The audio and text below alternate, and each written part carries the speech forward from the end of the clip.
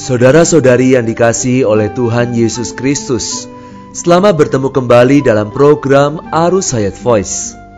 Dalam kesempatan ini saya akan menyampaikan firman Tuhan dengan judul Hari-hari yang tidak terhitung. Pembacaan Alkitab diambil dari Kejadian pasal 12 ayat yang keempat. Lalu pergilah Abram seperti yang difirmankan Tuhan kepadanya. Dan Lot pun ikut bersama-sama dengan dia. Abram berumur 75 tahun ketika ia berangkat dari Haran.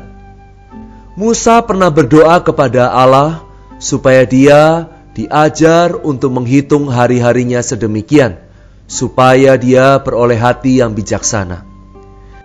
Pada kesempatan ini, mari kita sama-sama menggali pelajaran dari hari-hari Abraham yang tidak terhitung.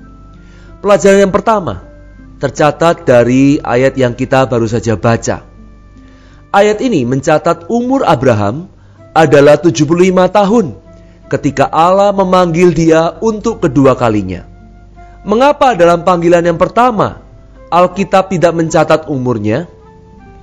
Panggilan yang pertama ini tercatat dalam Kisah Para Rasul 7 ayat 2-3 yang berkata, "Keluarlah dari negerimu dan dari sanak saudaramu, dan pergilah ke negeri yang akan kutunjukkan kepadamu." Dalam panggilannya yang pertama ini, Allah memerintahkan Abraham untuk meninggalkan tanah Ur Kasdim, menuju tanah Kanaan, dan meninggalkan kaum keluarganya. Akan tetapi, apa yang terjadi? Apakah Abraham melakukan tepat seperti yang Allah perintahkan? Tidak. Abraham ternyata tidak pergi sendirian. Dia membawa Lot kemenakannya dan juga Terah ayahnya. Allah menghendaki dia pergi ke Kanaan. Tetapi setelah ia tiba di Haran, ia tinggal di sana. Inilah gambaran dari orang yang tidak taat dengan mutlak. Inilah gambaran orang yang taat hanya setengah-setengah. Kehendak Allah tidak pernah berubah. Setelah ia menetapkan sesuatu, ia pasti akan menggenapinya. Setelah ayahnya Terah meninggal, Allah sekali lagi memanggilnya. Itu yang dicatat dalam Kejadian 12 ayat yang pertama. Saat itu Abraham akhirnya taat kepada panggilan Allah dan keluar dari Haran. Alkitab segera menyebut saat itu umur Abraham adalah 75 tahun. Ini menyatakan bahwa hari-hari Abraham di Haran, hari-hari di mana ia berhenti di tengah jalan, hari-hari di mana ia tidak sampai ke tempat tujuan Allah, adalah hari-hari yang hilang, hari-hari yang terbuang dan tidak terhitung oleh Allah.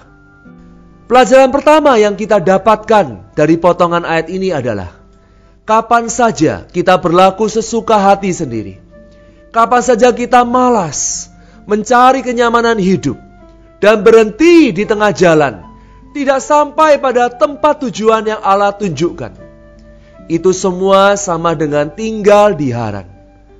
Hari-hari yang demikian tidak terhitung di hadapan Allah. Pelajaran kedua dari kisah hidup Abraham adalah perihal mendapatkan keturunan. Allah telah berjanji kepadanya bahwa ia akan mempunyai seorang anak. Tetapi Abraham malah mendengar anjuran istrinya, yaitu untuk mengambil Hagar, hamba perempuan itu, menjadi gundiknya. Perbuatan ini adalah satu dosa di hadapan Allah. Ini adalah suatu perbuatan menurut tubuh dagingnya sendiri.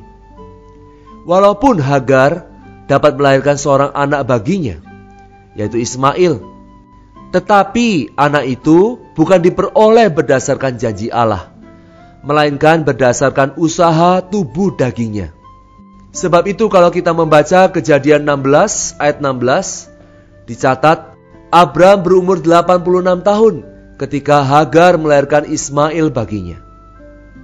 Tetapi begitu kita membaca Kejadian pasal 17 ayat yang pertama, ketika Abram berumur 99 tahun, maka Tuhan menampakkan diri kepada Abram dan berfirman kepadanya, "Akulah Allah yang Maha Kuasa. Hiduplah di hadapanku dengan tidak bercela." Nyatalah, ada kekosongan waktu sebanyak 13 tahun lamanya. Mengapa Alkitab mencatat usia Abraham ketika ia berumur 99 tahun? Sebab pada tahun itu ia disunat. 1 tahun setelah ia disunat, Ishak dilahirkan. Sunat berarti menyingkirkan tubuh daging. Hari-hari di mana kita berbuat menurut tubuh daging kita adalah hari-hari yang sia-sia.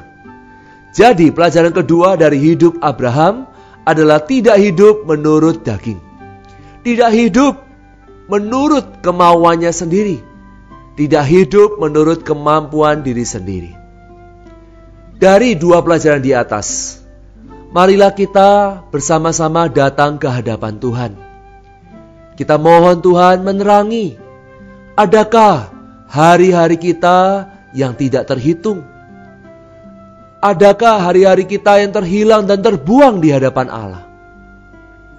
Dalam beberapa tahun ini, adakah pengenalan kita terhadap Allah bertambah dalam? Apakah terhadap janji Allah kita mempunyai jaminan yang baru dan segar? Kepada Allah, apakah kita mempunyai persembahan diri yang baru?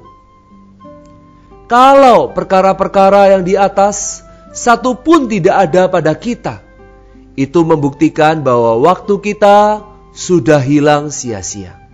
Waktu kita sudah tidak terhitung di hadapan Allah. Ingatlah, ketika kita hidup dengan sembarangan, durhaka, berdosa terhadap Allah, dan berlaku menurut kemampuan diri sendiri, menuruti keinginan daging kita, dalam pandangan Allah, hari-hari kita itu sama sekali terhambur dengan sia-sia dan tidak terhitung. Marilah kita mohon Tuhan menjaga hari-hari kita, supaya semuanya dapat terhitung di hadapan Allah. Mari kita berdoa. Tuhan Yesus yang terkasih, kembali kami bertobat kepadamu atas perbuatan kami yang tidak taat, yang tidak mutlak, dan mencari kenyamanan diri sendiri. Tuhan, mohon Kau memimpin hidup kami, memimpin setiap hari. Berikan kepada kami telinga yang mendengar seperti seorang murid, hati yang taat, dan tekad untuk melakukan semua kehendak-Mu. Biarlah setiap waktu, setiap hari-hari kami dapat terhitung di hadapan-Mu. Terima kasih Tuhan, di dalam nama Tuhan Yesus kami berdoa. Amin. Demikianlah firman Tuhan, sampai bertemu di kesempatan berikutnya. Kasih karunia Tuhan Yesus Kristus menyertai kita sekalian. Amin. Demikianlah program Renungan Arus Hayat Voice Note pada hari ini. Dan jika Anda tertarik untuk memiliki renungan firman seri-seri sebelumnya, serta mendapatkan info mengenai sosial media lainnya di area Anda dapat menghubungi kami via SMS di nomor 0877 77 11 4777 atau mendownload di website kami di www.pemulihan.or.id. Tuhan Yesus memberkati kita semua.